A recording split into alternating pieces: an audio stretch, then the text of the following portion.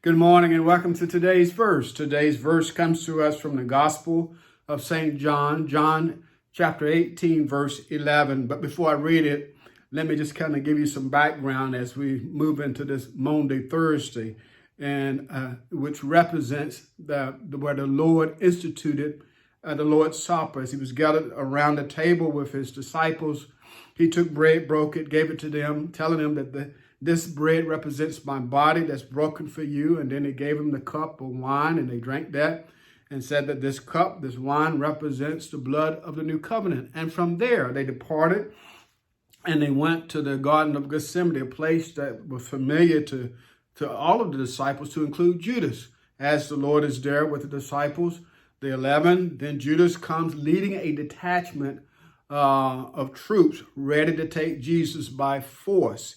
And Jesus steps forward and tells them and asks them, who are you looking for? They says, Jesus of Nazareth. And so he says, I am he, let these others go, let my fellows go. But Peter, apparently Peter thought it was time to fight, because Peter never seemed to, well, not just Peter, but the disciples never seemed to grasp the concept that Jesus was not talking about ushering in a worldly kingdom where he would soon become the king, Messiah, ruling the nation of Israel and all the nations of the world, but rather he was talking about a spiritual kingdom. And so we find that Peter ready to fight. And see what Jesus says here in verse 11. He says, so Jesus said to Peter, put your sword into its sheath. Shall I not drink the cup which my Father has given me? There are some things that the Lord invites us to participate in. This, he's basically saying to Peter, I got this. There's nothing that Peter or anybody else can do to facilitate the plan of God for salvation. Only the Lord can do that. And here he is in the Garden of Gethsemane. He is not running from the fight. He is not running from what is about to come. He knew what was going to happen. He knew it from the day that he was born, from even before then, because the plan of salvation was laid even before the foundation of the world. Jesus knew all along what laid ahead of him. Yes, there are brave men that will face death very courageously for a cause. They're willing to lay down their life, and even for martyrdom, they're willing to lay down their life. But no one ever faced the type of death that Jesus faced, most undeservedly. The righteous for the unrighteous, the innocent for the guilty.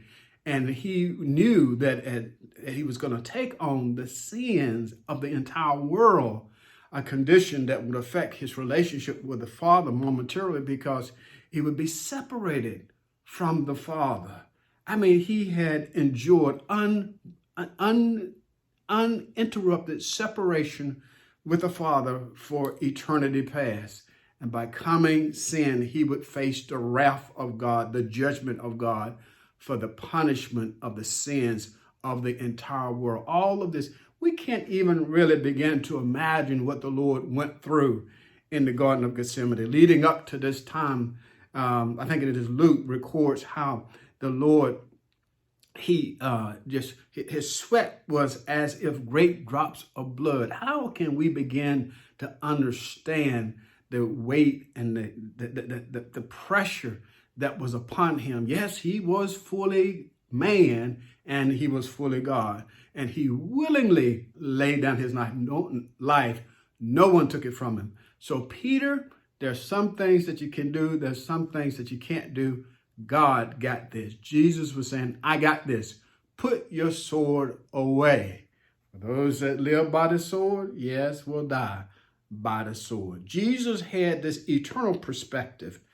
And Peter had this carnal perspective that let me step in and take care of things. There are some things that we need to just step back and let God have his way. To God be the glory for the great things he has done. I pray that you would meditate upon this verse. It would be a word of encouragement to you, knowing that your Lord loved you so much that he was obedient and submissive, even unto death. To God be the glory for the great things he has done. I pray again that you have a safe day and that you tune in again tomorrow. Yes, as we consider today's verse. Amen.